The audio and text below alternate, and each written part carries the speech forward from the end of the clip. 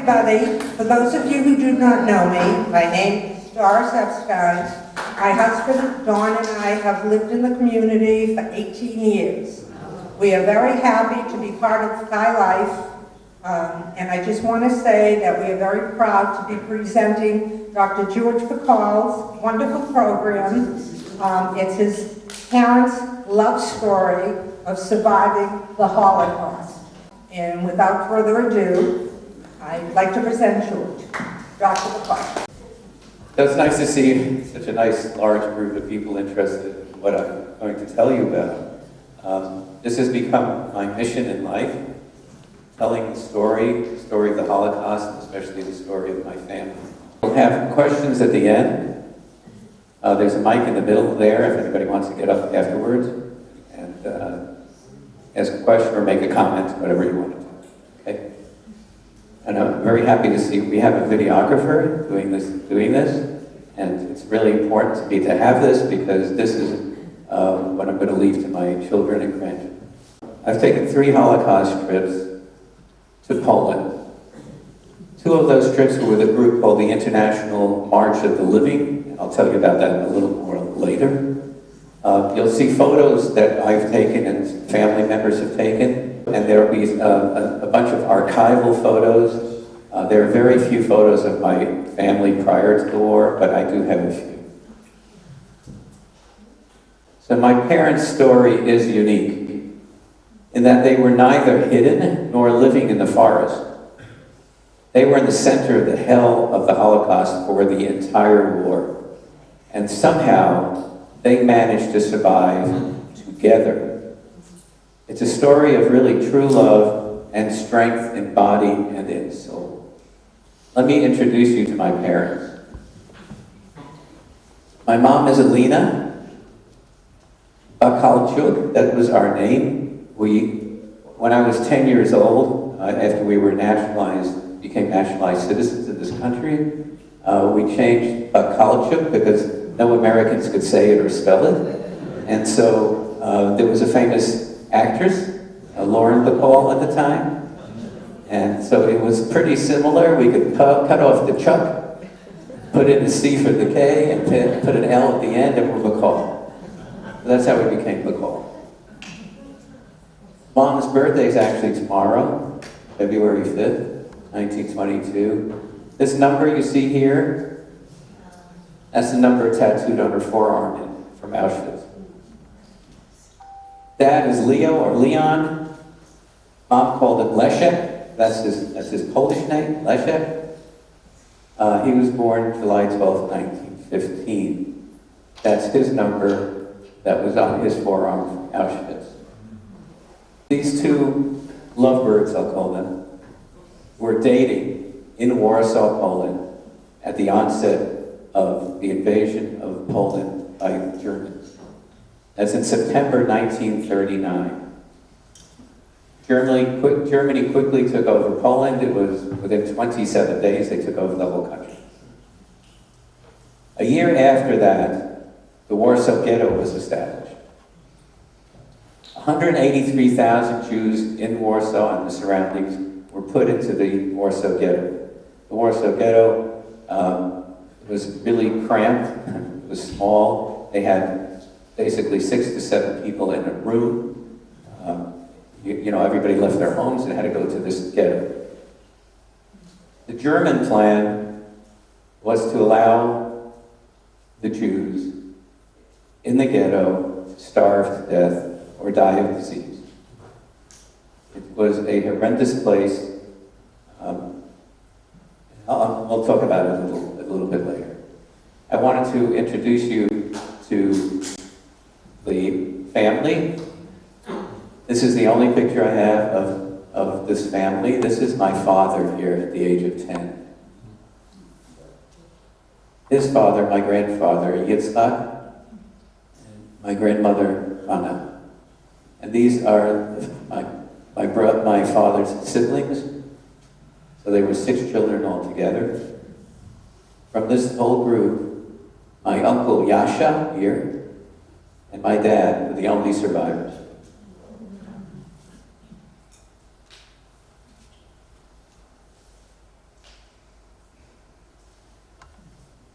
Let's go to the other side of the family, Mom's part. She was Hanscher, maiden name Hanscher. Her dad was A. Wolf, and her mom Zosha. The little girl here is my Aunt Blanche, who did survive. She was the oldest of 3 sisters. She was named Bronka in Polish, but we call her Blanche. This was one of the sisters, Bella, who was the youngest of the sisters.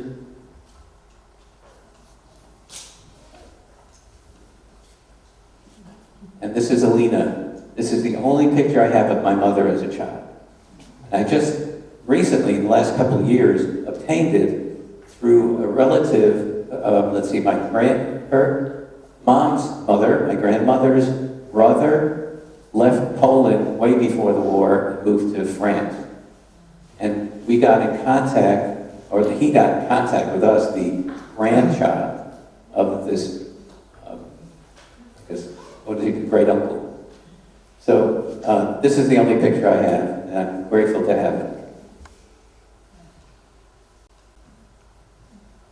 So when Dad passed away in 1984, Mom realized she was the last of the generation of survivors, and she really thought finally she needed to tell the story. Up to that point, she wasn't telling the story.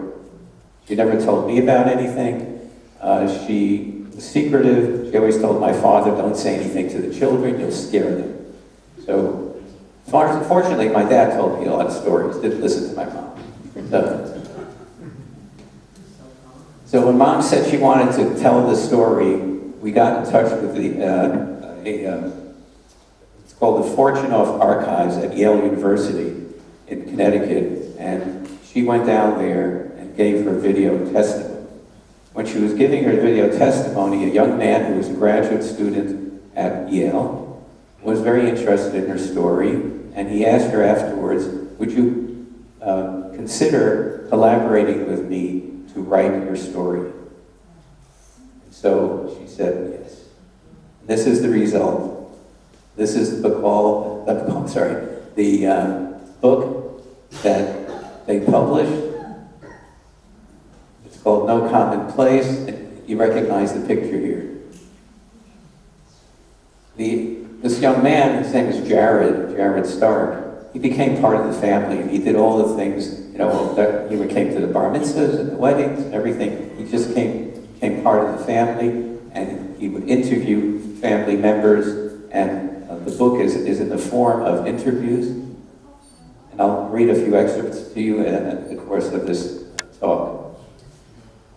So 1 month after completion and submission of this manuscript for this book, Mom passed away. On the day that she passed away, I told her the manuscript was accepted for publication by the University of Nebraska Press. Although she was comatose at the time, I could see a little smile on her face. And she passed away that night. So back to the ghetto. We were talking about the ghetto. The ghetto was horrendous. You could see, dead bodies on the street all the time. Mom said she cried mostly for the children. You could see children here, this child who is either dead or dying in the lap of her older sister. There was rampant starvation. It was just terrible. And the kids very often didn't have any parents anymore. They already had died of starvation. So here you see more children. So the question is, how did they survive during this time in the ghetto? Dad was blonde and blue-eyed. So he wasn't recognizable as a Jew. And he spoke Polish and German. So what did he do? He was basically the person who kept the family alive. He would jump over the ghetto wall or go through the sewers, get to the other side. When he got to the other side, he would barter, sell something. He always tells me about getting a bunch of watches that he put up here along his forearm, and he covered it with his coat. And He'd go out there and he'd sell these to the Polish people or even to the German soldiers because he could speak to them in German.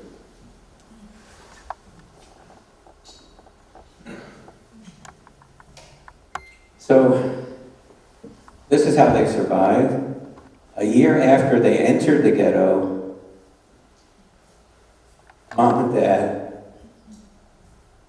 were married on September 7th, 1941. A year later,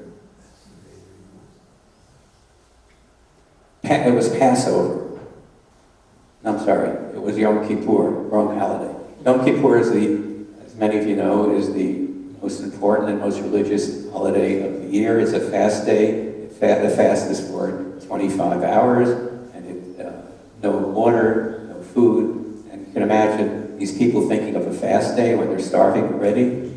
Well, so Mom said to Dad, Leshe, we need some food for the dinner table before the fast. So Dad went out looking for food, and oddly enough, he came across a horse that had recently died. And he took out his knife and cut off the leg of that horse. Brought it back to Mom. Said, here, leg of horse. Leg of horse. Instead of leg of lamb, we got leg of horse.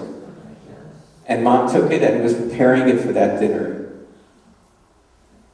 That dinner never happened because on that day, this was September 21st, 1942, there was an action, or an action. An action is when the soldiers, they block a street, and they have megaphones yelling, everybody come out, if you don't come out, we're going to shoot you.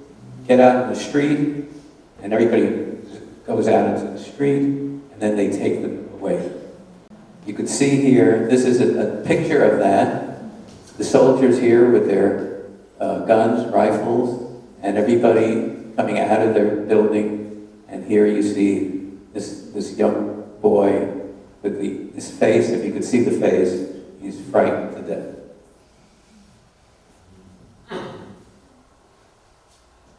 So where did they take them?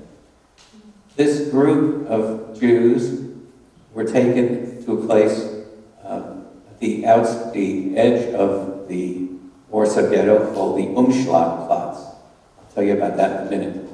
But eventually they were put on trains and sent to the death camp Treblinka.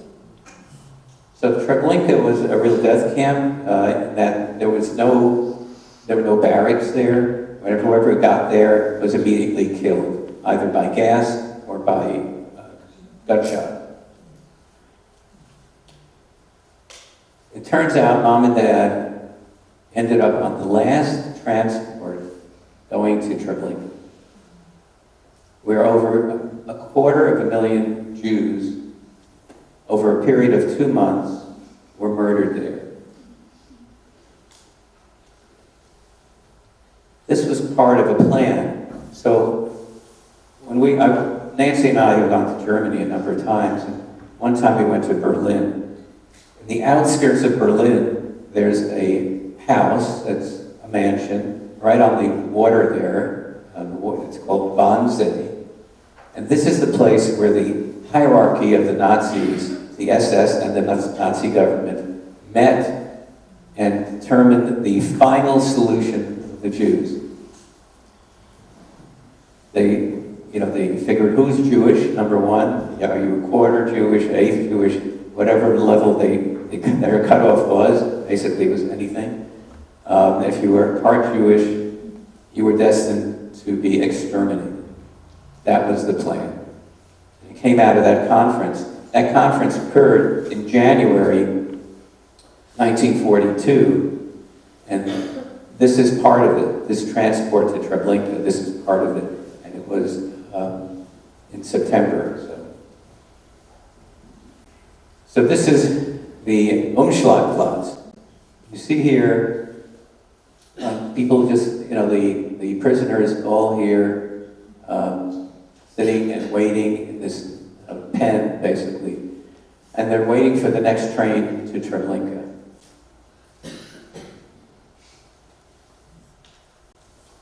another photograph of that. Dad told me that it was a very hot day that day that they were there. And I think it was more than a day, I think it was several days, because what they're doing here is waiting for the next train. The next train that could take them to Treblinka. And they said it was so hot, and we had no water, no food, and so they ended up bartering and paying a lot of people on the other side of the wall or on the other side of the fence who could sell them whatever food. My father mentioned one of the people here who were in the Umschlagplatz said, "Oh no, they're charging so much money for a bottle of water." My father said, "You want to save your money or you want to die?" You know. So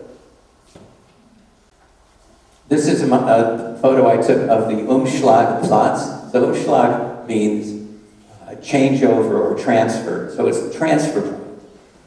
That's where they were in. They were in this transfer point. This is the monument, memorial, and inside are the names of many, many of the people who went through there. So the deportation to Treblinka, here you see a group going on their way to Treblinka. These are the boxcars they were put in. Notice these boxcars, they have no windows at all. They're just solid. I point that out for a reason. At the opening ceremonies of the U.S. Holocaust Memorial Museum in Washington, D.C., I was there with my mother. And she then took me through the museum, told me everything about the Holocaust, whatever she was related to. This is a boxcar inside the Holocaust Museum. If you've ever been there, you've seen this boxcar. This is the edge, the end of the boxcar. And if you can see, there's a window here and a bar across it. This is a sentry post. And so, I always say this, survivors survive because they're survivors. They just instinctively know what to do. So what did Dad do? He took a metal file and put it in the lining of his coat when they were taken to the Umschlagplatz. And he had it with him on that train. And as soon as the train left, this is at night, he started filing through that bar. This is my mother telling me the story while I'm standing there at the museum. Dad took his file, he filed through, it broke through, and then we had to draw straws who would go first. And one of the other, they had a group of 4 or 5 couples that they were together with, and one of the guys drew the short straw. So, well, he goes, I can't do this. I can't do this. I can't go out of the window. There's a moving train at night. So my father said, I'm doing it. And so he climbed out of that window. There are rungs here along the side of the car. He held onto the rungs. And then the next person was coming out. And my father said, no, pushed him back. He said, my wife first. And so my mom said, Dad took me and helped me through that window, held me by the waist, told me where to put my feet on the rung. And he said to me, we're going to jump. We're going to jump in the direction the train is going, jump far away from the tracks. And when I say jump, you jump, and I'm going to jump right after you. And so that's what he did. He said, jump, she jumped, and then he jumped. Miraculously, they didn't break any bones. They didn't hit a tree. They couldn't see anything. So they got up. They heard a lot of shots, gunshots. When they were there, they assumed that the other people who were coming out of this window were spotted by the sentry here, and they were shot at. They don't know if they survived or not. So then they were walking. They ended up seeing a tallis bag, a velvet tallis bag. A tallis bag is the bag that the prayer shawl goes in when you're going to your synagogue. You take your prayer shawl in the bag. Well, they found this bag and it had money in it. So fortunately they had some money. They went, they saw a farm, and they ended up going into the farmer and asking if they could stay in the barn overnight, and probably paid him for it. So Mom said she didn't trust him, and so as soon as daybreak happened, they zoomed out of there. They got some rest, they got out, they headed towards the train station. Dad, as I said, blonde, blue-eyed, went to the ticket office and said, two tickets to Warsaw, please. And they got on that train.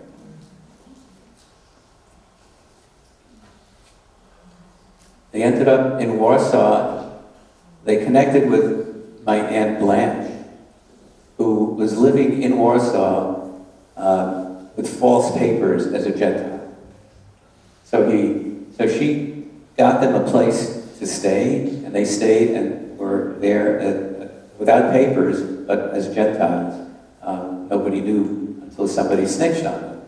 I wanted to show you Treblinka. This is one of my trips to Treblinka. You see, this is the memorial. We see all these stones, all these rocks all over, thousands.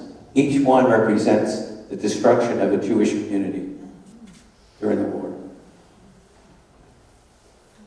This is my daughter, my youngest, Allie, lighting a candle in memory of her ancestors from Warsaw or Warsaw. And then just this past April, I was in my last trip. I was really grateful because a daughter of mine and a granddaughter of mine, for the first time, I had a granddaughter with me. And this is Ava at the same rock, thinking about her ancestors. This is a group of teenagers in our group, and they're just there, praying for the souls of their ancestors too. As I mentioned before, every prisoner, or every Jew, I should say, who ended up in Treblinka was immediately killed, and they were killed by gas or by shooting, gunfire, and they were put in big pits, and they were covered up with soil. Well,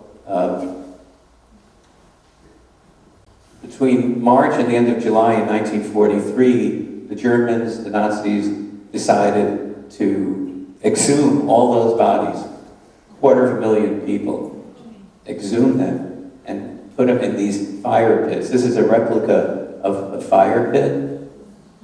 They put the bodies in there and burned them. Then they plowed over everything, knocked down all the buildings there, and made it into a farm, just to cover up what they did.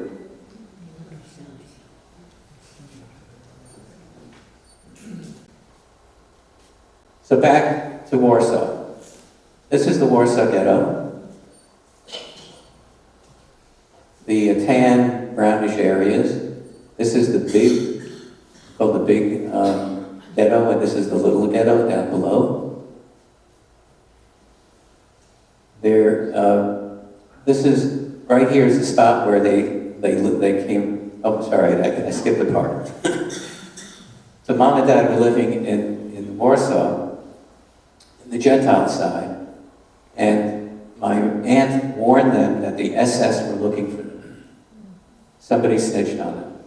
And so they ran off. They had nowhere else to go, so they went back into the ghetto.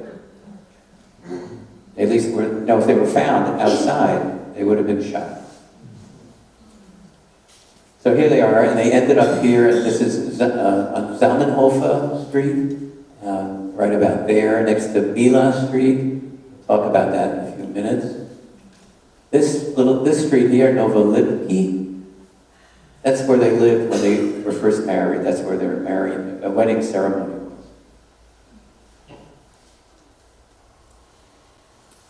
There's a little bit of an enlargement of that. So let me show you this. So here's, as I said, Zamenhof, Novolipki, Mila, approximately 6 months after they entered the ghetto for the second time, the Warsaw Ghetto uprising erupted. And it was Passover, another holiday. It was around this time that Dad lost his parents during this uprising. My Uncle Yasha felt strongly this was Passover, and we needed to have some kind of Passover. So one of the symbols of Passover is the matzah. You know, the matzah is like a big cracker, unleavened bread, bread that hasn't risen, and it's a symbol of Passover. And so he went out looking for matzahs. At night, there was a curfew. After curfew, you're not supposed to be out, and he was out. And he was looking for matzahs. He actually found some matzahs. I don't know where. Somebody was baking them. And he was then confronted by a person in uniform. And he thought, oh my God, I'm dead now. You know, after curfew, this is some guy in uniform, police or a soldier. The guy approached him and he said to him in Yiddish, "Heute bitte Nacht wird Feuer," which means there's going to be fireworks tonight. And he was telling him this is the beginning, this is going to be the beginning of the uprising. And they fought at the uprising. During the uprising, as I said, they were here on Zamenhof. They moved here to Niska, a block away from Mila, because there's a bunker there. It was a bunker they built, and they lived in the bunkers because they were fighting the Germans. They fought the Germans for an entire month.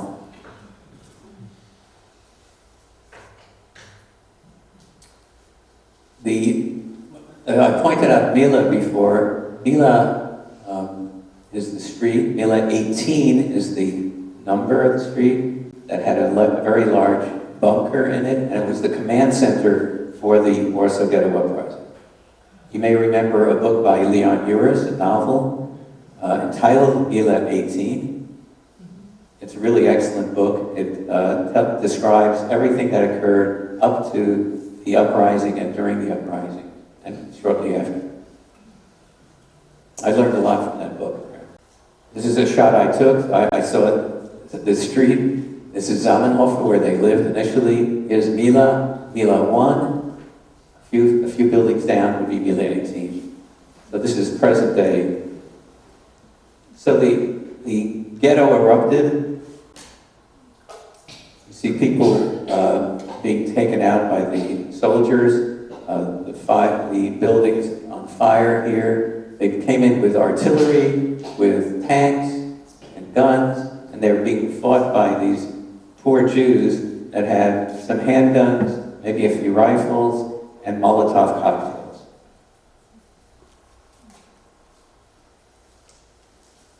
So they did this, they had this uprising for an entire month. And here you see more buildings, and there's an entry into a diary by General Stroop, who was in command of this the German command. On April 26th, he wrote, "During today's operation, many blocks of the ghetto were set ablaze. This is the only and last method of dealing with that scum and forcing those subhumans to come out of the cellars." Scum and subhumans.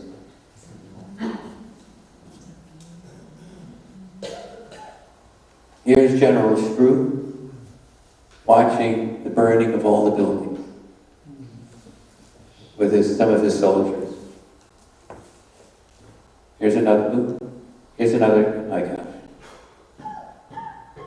Another shot, the buildings burning, systematically destroying every building in the ghetto.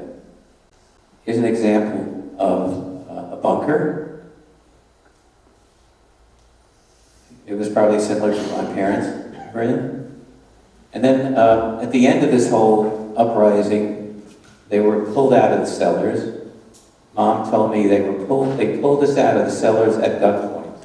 and I got this shot from the archival shot of a man being, at gunpoint, being pulled out of his bunker.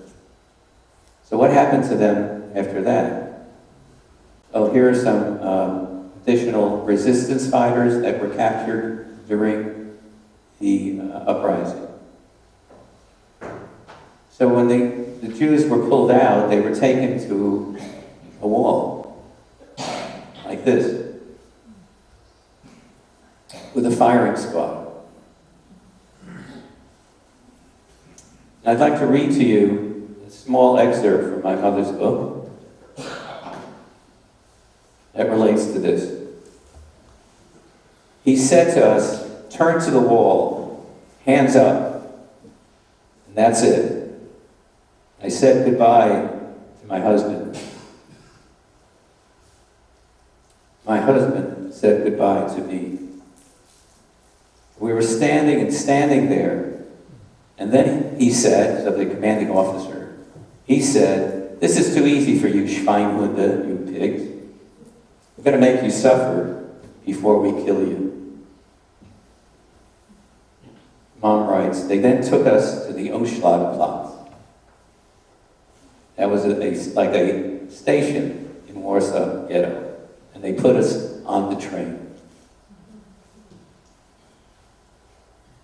So this time, they're on the train, no windows, and they're on their way to a death camp called Majdanek in Lublin. They were with my uncle Yasha and his recently married and had a new wife. Her name is Justina, and they were all transferred together to Majdanek. I just want to show you a map so you get an orientation. Here's Warsaw. Here's Treblinka, where they didn't go, fortunately, just north of Warsaw. And south of Warsaw is Majdanek, in the city of Lublin. You can see the skull and crossbones all across the country of Poland. Those are all the death camps, including the infamous Auschwitz down here at the bottom.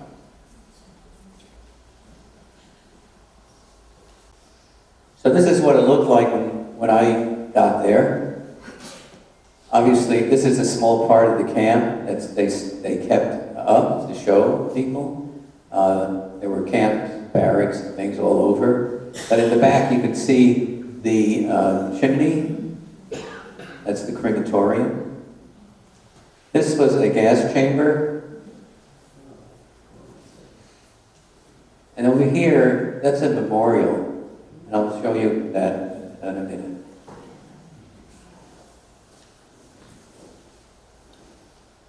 Here are the barracks. Mom said this was a terrible place. The guards were very sadistic. They would beat her up for no reason. She told me they had to walk with their heads down, looking at the ground. Because if they locked eyes with a guard, he'd beat them up. So they all walk like this.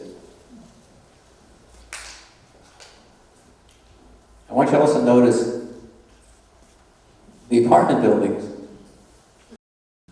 all around here, many pre-war buildings, right on the edge of the city of Lublin.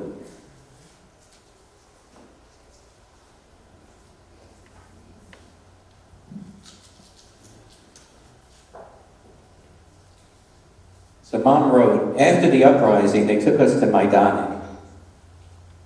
And in Majdanek, the first thing they told us is to give up our jewelry and our money and everything. And I didn't want to give it to them, so I just threw it away. We were walking in, and all of a sudden I noticed that they were separating me from my husband. Men went to the men's lager, a camp, and I went to the other. And I was just sitting there and crying. It was the first time we were apart.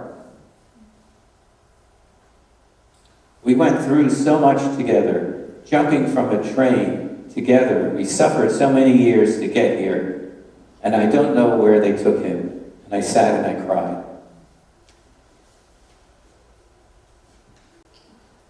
Here's our group entering the gas chamber. Fortunately, it was not functional anymore.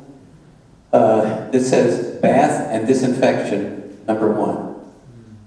So this is where they took them. They were fake showers. Here's again what Mom said. When I was crying, a German soldier was there, and he said to me, "You now have to get naked, and you have to take off everything." And he took me by the hand, and I was just cursing him terribly in Polish. Took me by the hand, and he took me and said, "We're going to the showers. I'm going to show it to you." So here we are inside the showers. First thing you notice is this blue staining. That's from the gas they used, cyanide gas. It turns blue. So Mom wrote,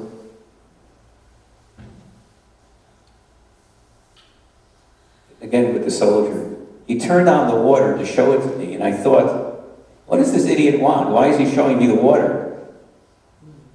Well, that was the way they were killing us. Instead of water, there was gas.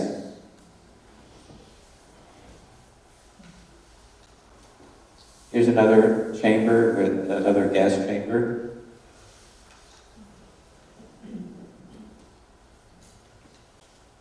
Here's the poison gas. It's ironic. It says gift gas. No, gift, right? In German, gift is poison. A poison gas. It's called cyclone. Cyclone B. After the gas chambers, the bodies were taken to the crematorium. This is what it looks like now.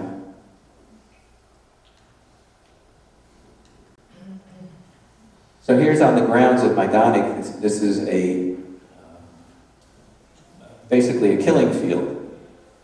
Again, notice the homes here, the apartment buildings, etc. So this was where they had the prisoners dig large trenches, and they lined them up along the edge and shot them in the head, and they would fall into the ditch. As I said, this is a killing field. This is the plaque there. On November 3rd, 1943, 18,400 Jews, prisoners of Majdanek and labor camps in Lublin, were executed at this site. And then approximately 42,000 other Jews were murdered in this area. They called this operation Erntefest. Translated means Harvest Festival. And this was supposedly a gift to Führer, to Hitler, to show him that they're killing so many Jews all at once. The harvest. Well, fortunately, Mom and Dad were transferred out of Majdanek. When was that? In July. Oh, sorry. They were transferred. About 4 months before this happened, they were transferred out, along with Uncle Yasha and Justina. They were transferred to Auschwitz, and that was July of 1943. All right, so July is when they were transferred, and this happened in November. And I love this story. Mom was preparing to go on the train to be transferred to Auschwitz. So they had a soup line set up with, what they called soup. It was like water. But it was warm anyway. So she had her cup, and she's walking like this with her head down up to there, and giving the cup to the person who's ladling out the soup. She has her head down like this, and she's taking the cup back, but the person there was not letting go. She couldn't get the cut back. So she finally looked up, and it was my father, Dad. He and Uncle Yasha got jobs in the kitchen, which was a great job to have when you're in the concentration camp. So he said to her, I know you're going to Auschwitz, but don't worry, we'll be there too. And somehow, I don't know how he did it, but he organized for he and Uncle Yasha to go to Auschwitz. Not at the same time, 10 days later. This is the memorial I told you about. Inside the memorial, you see this pile of ashes. And here lie the ashes of 250,000 Jews, as well as Alina's mother and father. Here are the statistics. 300,000 Jews arrived, 235,000 died there. 45,000 were transferred to other camps. That's where Mom and Dad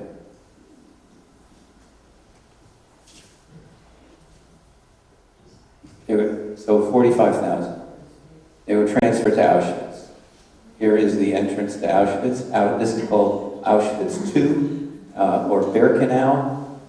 So on July 1st, 1943, Mom and Justina arrived in Auschwitz, and Mom got her tattoo 476490. 10 days later, Leo and Yasha arrived in Auschwitz. Dad was tattooed on his left forearm with the number 129494.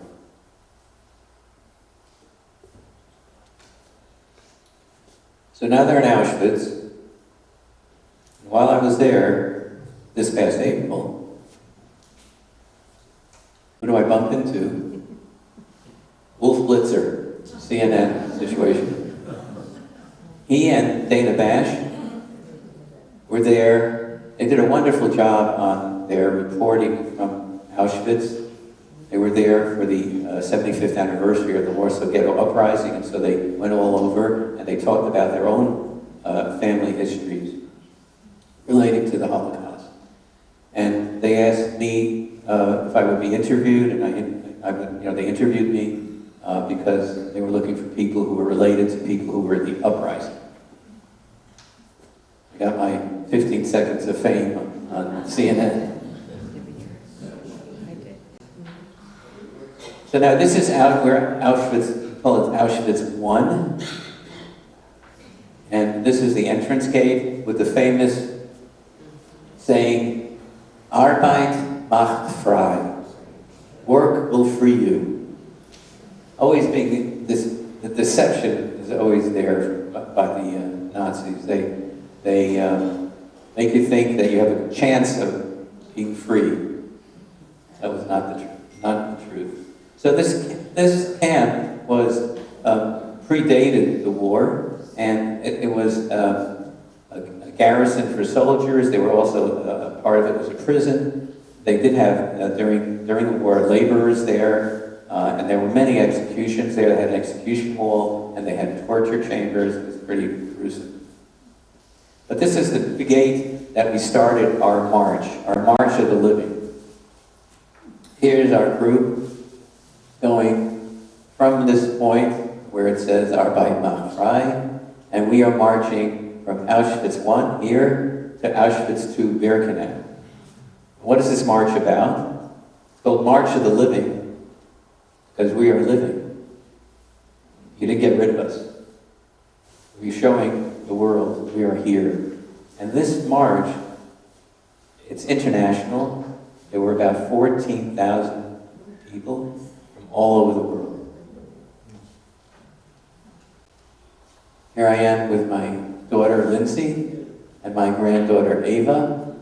We were part of the Connecticut contingent. We have an organization called Voices of Hope, which is an organization for descendants of the Holocaust. We do a lot of educational stuff, etc. But it was really meaningful to me to have a grandchild.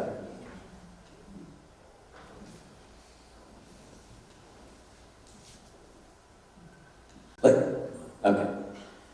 This is the group right behind us. We're walking, and I turn around, and I see this group from Japan. Bridges of Peace, Blessing Zion, 2023.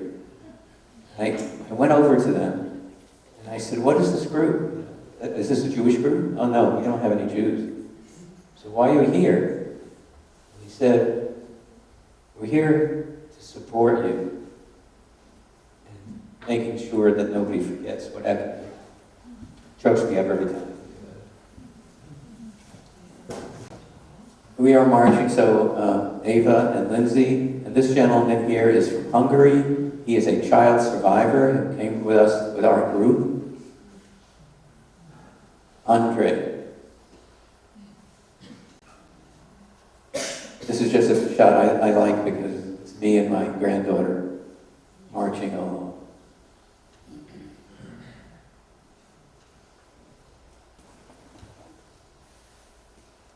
Sometimes the clicker works, sometimes it doesn't. There we go. Here you can see we're all marching. You can see how many people. This is just a portion of it. We're marching through the main gate of Auschwitz, showing the world we were not eradicated. Here we are entering the main gate of Auschwitz.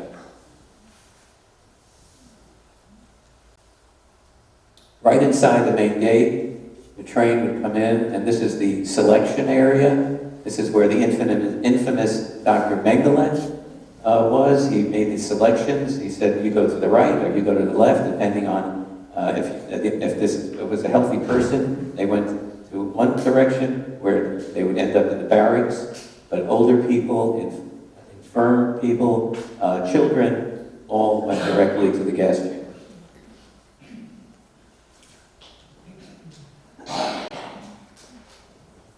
Here's the perimeter fence, which is electrified, of the camp, with the watchtowers. Many of the prisoners would jump onto this fence because they couldn't take it anymore. They just committed suicide by electrifying themselves. This is not such a nice picture, but it is the bombed-out crematorium and gas chambers of Auschwitz that the Germans did before they left. And these trees, I point out these trees all the time, these are birch trees. So the German word for birch is Birken, and that's how the camp got its name, Birkenau. Auschwitz II. So as I told you, Dad was a survivor, and he did every kind of job there was in the camp just to make himself useful. We're figuring if he's useful, they're not going to send him to the gas chamber. So if they needed an electrician, he was an electrician. If they needed a roofer, he was a roofer. Whatever they needed, he decided he could do, never having done these things before. But he faked it. He then volunteered to work in this factory. This is the Buna IG Farben synthetic rubber plant that supplied the German military with tires and things like that. At that time, my Uncle Yasha, who had a medical background, he ended up in the infirmary, staffing the infirmary. I don't know what they did with people in the infirmary. If they were infirm, they went to the gas chamber anyway. But that's where he was. Now, during this time, Dad had a good relationship with his capo. Capo was the guy who was in charge of a barrack. And they were usually very mean, sadistic people who were previously criminals, but they were prisoners too. But Dad somehow the guy liked Dad, and Dad probably bribed him. And I should tell you how I think he bribed him. He wouldn't tell me. And he managed to have my mother transferred from a Jewish barrack to a Gentile. There were Gentile barracks. They were political prisoners and things like that in Auschwitz. The big difference is the Jewish barracks had selections. So every once in a while, everybody had to come out of the barrack, and they had to get undressed, and they had to show that they were still able to work. And if they were not able to work, they were taken to the gas chamber. This did not happen in the Gentile barracks, at least very infrequently. So this was a lifesaver for Mom. You'll know in a few minutes why I say that. Let me show you the barracks. So this is actually the latrine. Here's the latrine. So over here it says there was no privacy, very little water for washing, and no opportunity for personal cleanliness. Prisoners were often afflicted with typhus and other diarrhea-producing illnesses. This latrine serviced 7,000 prisoners, who were invariably caked with mud and feces. How much self-esteem can one maintain under these circumstances? So true. They had no showers, they had nothing. They're perpetually dirty and dying of disease. This is a women's barrack in the back, and this is a roll call. This is the inside of a barrack. So there were 3 tiers of beds. They're really just planks. There's no cushioning, it's just wood planks. There are 3 tiers and 6 deep, each section. I want you to notice this half brick wall that goes all along here that people are sitting on. It ends up here at the end, and there's a chimney at the end here. So this, I'll show you a better shot. From the other side, this is a shot that I took. This is a fireplace with the chimney that I pointed out before, and it's attached to that half wall. And inside the wall, there was a duct coming from here through the wall, and if they found anything to burn, which was rare, they would burn it to get some heat, and the heat theoretically would travel through this duct along this half wall, inside the wall. So here we are, my group, we're standing there and at this half wall, and saying Kaddish. Kaddish is the prayer, Jewish prayer for the dead. But, I mean, why are we there? Why are we saying Kaddish, particularly in that spot? I'm going to read to you something from the book.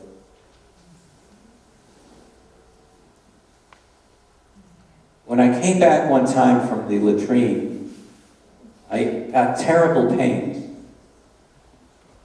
We had a midwife in the barrack, and she could hear the way I was screaming in pain. And she said to me, "Come on the oven." You know, in the barrack, there was a brick oven going through it. Come on the oven. I went on the oven, and the baby was born. Can you imagine? So getting back to the point is, there were no selections in the Gentile barrack, and she would have been found out as being pregnant and would have been sent to the gas chamber.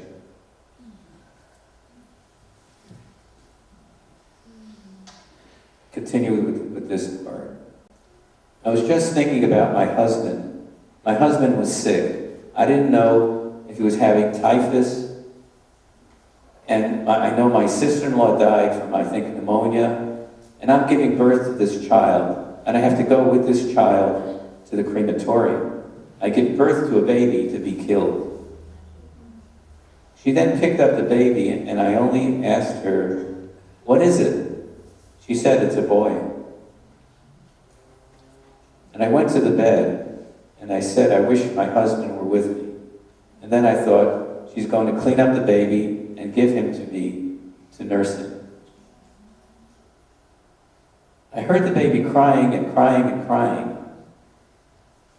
She put the baby away in the revere, in the infirmary. And she said to me, "If I give you this baby, you're going with the baby." I said, "That's what I want. I want to go. I'm tired already. I want to go with the baby to the crematorium. I want to die with my baby." And she said to me, "You're young. You're going to see your husband." I remember the words that she said, "You're young. You're going to have more children." And I said, "I want my baby," and I cried, and I screamed, "Give me my baby, give me my baby," and I cried. Maybe a week the baby was alive. I could hear the crying. And I want the baby, and I still hear the cry.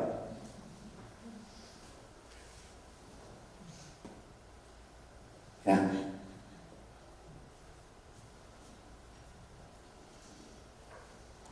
So that's why we're reciting Kaddish at this point. During our trips, we were given little wooden plaques and asked to write anything we felt we wanted to write, and wrote those plaques, and then put them into the train track. You can see the plaques here, these little plaques, everybody wrote something. It's on the train track entering into Auschwitz. I'm going to attempt to read this to you, otherwise my wife Nancy's going to take over. I always have trouble getting through this. So this was April 25th, 2006, when I was there. To baby boy Bacall, the brother I never met, who died shortly after birth year, and to Alina Bacall, Hancher, and Leon Bacall, my parents, who endured more than any human should ever have to, and to all the other Jews and non-Jews who were killed or suffered in Birkenau. Death relief. So, on this last trip in April, my granddaughter, wrote their own plaque. They called my parents Omi and Opie. To Omi and Opie Bacall, our heroes, whose love for each other gave them the strength to survive, and whose survival gave rise to a legacy. We will tell your story. Lindsay and Ava Trigani, April 18, 2023. So, after a year and a half in Auschwitz, on January 18, 1945, Alina was placed on a 3-day death march. They called it the Death March because a third of all the prisoners were marched out of Auschwitz as the Allied forces were coming towards Auschwitz and were marched out toward Germany. And it's called the Death March because a third of them died on the way of exposure. This is January. It's cold there. They were exposed to the cold. They were starving. And if they couldn't walk, they were shot on the spot. She went from Auschwitz down here, marched. They put her on, and she ended up here in Germany, in Ravensbrück. Dad was placed on a 25-mile march, then a 4-day wait, then an open train car to Dora Nordhaus here in Germany. So he's here, Mom's here.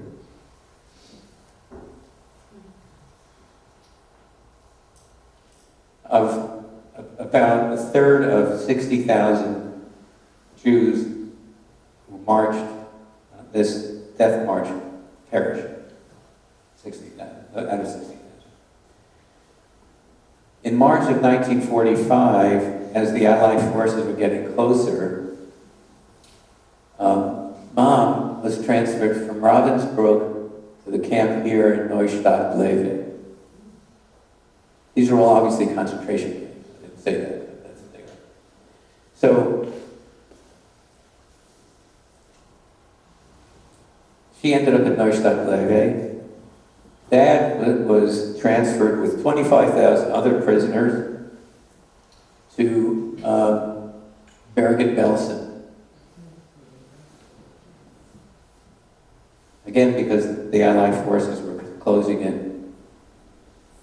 I'm not sure why they did. You think about this one. They put the prisoners on the death march, take them into Germany. I mean, they could have just left them, right? Here they're transferring prisoners with the Allied forces coming.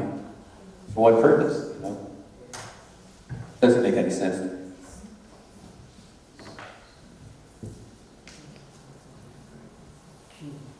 Well, this is what they found. These are the fortunate prisoners, or Jews, who could still stand. And this is what the Allied forces saw when they entered the camps. Well, this was in April 15th, 1945. The British liberated Bergen-Belsen. Dad ended up with typhus. And he's sick with typhus in Bergen-Belsen. And I read that every day after liberation, 500 prisoners died of typhus. Every day. 2 weeks later, on May 2nd, Mom was liberated by the American Army from Neustadt-Glewe. So here's the map again. So, Mom was liberated from here. Dad's sick here. She goes back to Auschwitz. They had trains running, so they could hop on a train. Back to Auschwitz, looking for Dad. Couldn't find him there. Went back up here to Warsaw. Ended up over here in Prague. In the meantime, they had these bulletin boards, and all the survivors would put their names on the bulletin board, saying, I'm alive, I'm here, I'm on my way, today's date, and I'm on my way to wherever. Just telling people who they were, where they were, that they were alive. And while Mom was doing her trek through Europe, Dad, this took over a period of months. This is not, a few days, this is months. Dad got better. Was healthy again, and he went to Auschwitz to see if Mom was there, because he didn't know she was transferred up to Ravensbrück. So he went looking for her. He also went back to Warsaw, and then ended up finding a card that Mom had written. I think, I'm not sure about this 100%, but I assume that because he got the information that she was on her way to Bergen-Belsen. But she was going in a circuitous way, and you catch the trains when you can, so it takes a long time to do this. So he went back to Bergen-Belsen, awaiting the arrival of his bride. Now, my Uncle Yasha was with my father in Bergen-Belsen all this time. And finally, Mom arrives in Bergen-Belsen. Can you imagine what happened then? I mean, can you imagine their reunification? They're finding each other in each other's arms.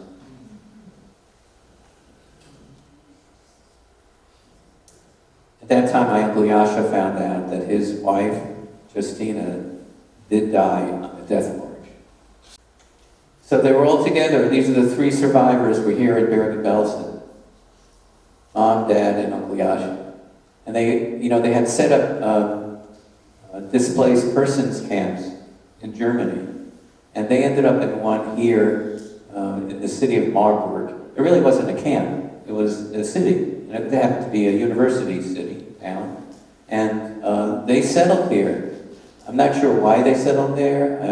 I don't know. I never asked them. I never thought to ask them. It's Marburg an der Lahn. It's called because there's a river Lahn. It's Marburg on the river Lahn.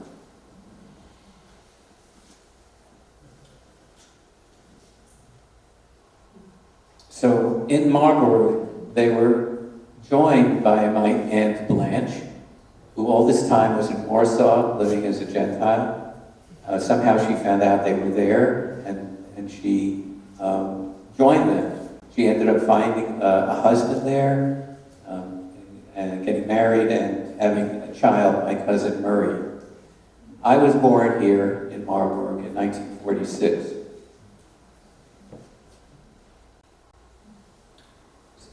So 2 years after being liberated, after healing, having a baby, they opened this store in Marburg. It's a fabric and clothing store. They named it AGB. A is for Alina. GB is Gebruder Bacallchuk, the brothers Bacallchuk. This is an interesting letter. It states that it's a letter from the Minister of Political Freedom in the state of Hessen in Germany in 1947. And it basically says, all clothing manufacturers and wholesalers of fabric and clothing were instructed to give preferential treatment to the owners of AGB because they were from the racially persecuted people. This was really important for them. They got this help. They managed to have a store. They made a living. This was their calling card, AGB, Textile and Clothing House. This is the address. And this is their home address, their apartment. When Nancy and I were there in Germany, this card told us the addresses. We went to see the store. Well, I'll show you that in a moment. But their home address, I got the home address, and we actually got into the apartment building, into the apartment that I lived in as a baby. It was really something. Here's the store now, today. Lingerie and bathing suits. Not much different. Here's a shot of my dad in his car, my Uncle Yasha, looking dapper, Mom, and that's me over here. It was my favorite toy. It was a little pump. The pump would pump the water, and here you see the results of that on the sidewalk, water on the sidewalk. Here's a family shot in Marburg, 3 of us. Here are the 3 survivors.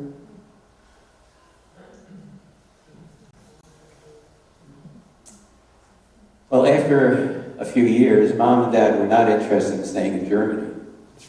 So they were able to find very distant relatives in the United States who agreed to sponsor them. And so here's my immigration ID. We were headed, now you see the name here, Isaac Bacallchuk.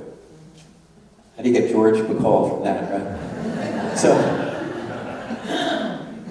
Isaac was because my Hebrew name is Yitzchak and translated into English is Isaac. So, that's why they put Isaac. Bacallchuk was the family name. I'll tell you this. So we got to New York Harbor, and the customs people were writing down the names. And with us was the family that was sponsoring us. And so the customs official said, "What's the child's name?" And my father says, "Yitzchak." The person who was our sponsor said, "Not a good name for an American boy." Why did you call him George? And I was George from that moment on. We were heading to 2440 Amsterdam Avenue, New York City.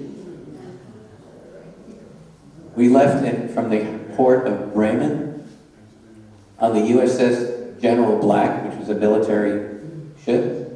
We left on March 27th, 1949.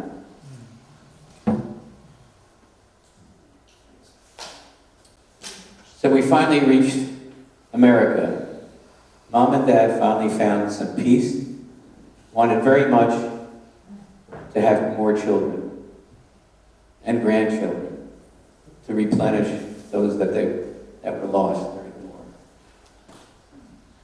My brother was born in New York when I was 6.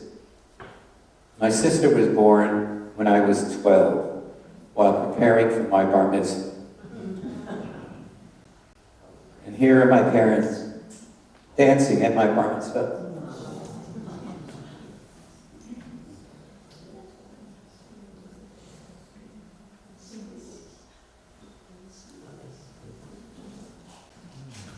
So this is a family shot. This is, Mom, Dad, my sister Sophia, my brother Walter, and myself in my backyard in Connecticut. This was taken in the summer of 1983.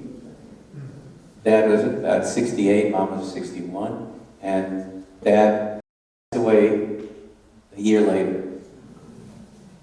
And this picture was taken by a photographer from the newspaper, as it was part of an article that was printed in the Hartford Courant Northeast magazine. This is familiar to all of you. And it says here, who will remember our stories? Leo Bacall's recollections are remarkable for their candor and for their insight into the darkest time in human history. The Holocaust had taught him courage. Yet before he died, Leo Bacall feared one thing, that his children would not know what had happened, that the world would not know what happened. So this was published after he died.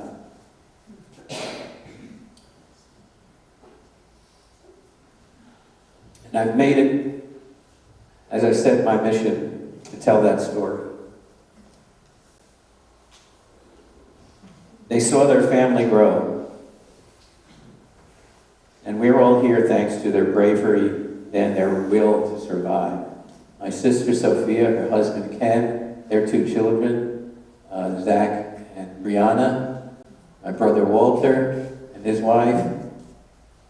They don't have any children, they got married later in life. This picture was taken about 7 or 8 years ago. You know how hard it is to get a whole family together in one place? So this is the last one I have. So here I am with Nancy, my son Adam. He has 2 children, Aaron and Leah. His wife Alice. My next oldest child is my daughter Carrie. She has triplets, Reese, Corinne, and Rory. My daughter Lindsay, who you saw on the trip, and her husband Delpho. They have 2 girls. Ava, you saw her. She looks a lot different here. This little one here that's being held by Ava, her sister, that's Alina. And the story does not end here. My youngest child, Allison, or Allie, since this picture was taken, got married. And she married Jeffrey. They have a little boy. You can guess his name, right? Leo. So that's the end of the story. I thank you all.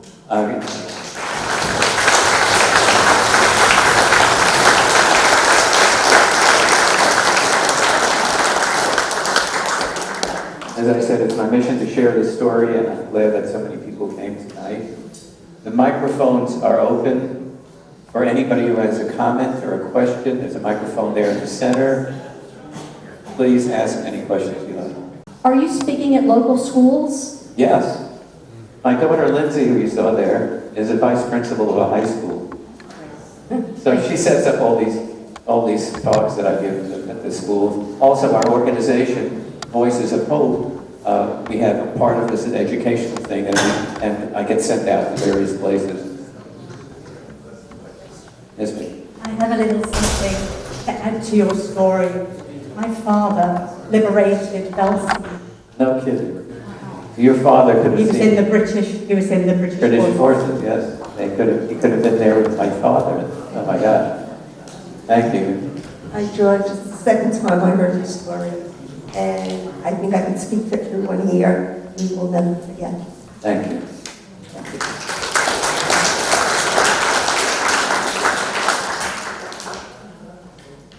Eric. I was fascinated about the father using the file to cut the bar under. I mean, I can't picture. I looked at the bar from my distance, how that could be cut fairly quickly, I guess, and quietly. And then if you cut the bars, don't you have to cut it on the other side to get it off? How long did that take? How did he do it without making... He did it within, the train, I don't know how fast the train was going. These weren't very fast trains. But he ended up finishing the filing about 20 miles outside of Warsaw. Took him 20 miles. And he would have to cut it twice unless he could bend it once he... Right, I'm not sure of the details. You know, it seems like a miracle that came from somewhere else. Yes. Thank you.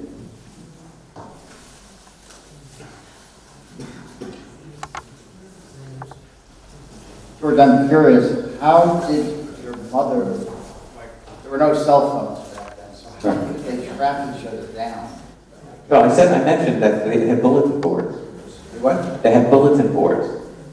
And they would, Mom went back to Auschwitz, and there was a bulletin board there. I'm pretty sure she put a note. She said, I'm here, I'm alive, I'm going here. And so they track each other that way. That's the only way they did. That's why it took a long time. It took months to find each other. George, what an honor it is to hear your story. Your mother and father must be really proud of you that they're looking down on you. I hope so. Yeah. Can I tell you just a little story similar to this? Yes. Did anyone ever hear of the Gardelegen massacre? No. The Gardelegen massacre was in Gardelegen, Germany. My brothers were in D-Day invasion 1 week from each other. They both landed on D-Day 1 week apart. They were on their way to just rescue people like you, like your mother and father. Right. And one was in the infantry division, one was in the armored tank division. Well, this Gardelegen is a place where they put all the Polish Jews in a barn. Oh, Yes, they put them all in the barn. They put bales of hay around the barn, or in the barn, and they set them on fire. When the Polish Jewish people were succumbed by smoke and fire and things like that, they clawed their ways through the walls of the barn, the wooden walls. As they clawed their ways through the wooden walls, the Germans machine gunned them down. And then they buried them all in trenches around the walls. Well, my brother in the armor division, they got there 1 day too late to save them. The bodies were just smoldering, still smoldering. He'll never forget it. He took a picture of it. And as they approached Gardelegen, this barn, some German officers that were left behind, that were in charge, fired on him. My brother killed one of them, the main officer. He shot him and killed this Nazi officer. He has his gun and his Luger with his holster. And he said to me, don't ever let anybody tell you that the Holocaust wasn't real. And when they would tell him that, he would show him that gun, he would show him that picture. So I just wanted to add that to it. It's similar to your story, and a lot of people haven't heard about it, but it's all true. I wish I could learn more details from them. They're both passed away by now, and but I wish I asked them more questions. And I feel the same way about my parents. I wish I Yeah. had thought of these questions. That's quite the story. As a matter of But- fact, you know, we were in the D-Day beaches. Yeah, they both landed from England across the canal on boats. Right. So, Landed in Normandy, led the D-Day there. right. So my wife and I were there for the anniversary of D-Day, Oh, yeah. and we came across a British officer who was there at the time, Yes, telling his story. yes. And all I could think about was he and his soldiers were the ones who saved my parents. Oh, that's great, yeah. But what a wonderful story you told him, and I hope your family keeps carrying this on to people who don't really believe in that, Yeah. and just keep up the good work. Thank you. My question is, and I don't know if you know the answer, when your parents got off the train, and the way you told the story, most of the people that they knew that were in the ghetto were going to Lincoln. Why, when they jumped off, would they have thought to go back to the ghetto if presumably most everybody that they knew was on the train or gone? So Yeah, so I want you to envision this. So they're in Warsaw, didn't know anything else. They were being followed by the SS. They had to hide somewhere and go somewhere. In addition to that, my mother was young. She was still, I think she was 19 at the time. And her family was in the ghetto. So that was another reason, you know, they would want to go back into the ghetto. They, you know, they managed to survive in the ghetto before because of the way my father handled things. So it was the choice between being shot by the SS or going back. Yes, sure. Nancy wants to say something. She always has to say something. He always neglects to say that when they jumped off that train, she was pregnant. Yes. And she lost that baby on the jump. And so to your question about why did she go back to Warsaw, I think at 19 years old, you've just gone through some horrific stuff. You've just lost a baby. You want the arms of your mother around you as well, or the support of your mother. So that could be one reason.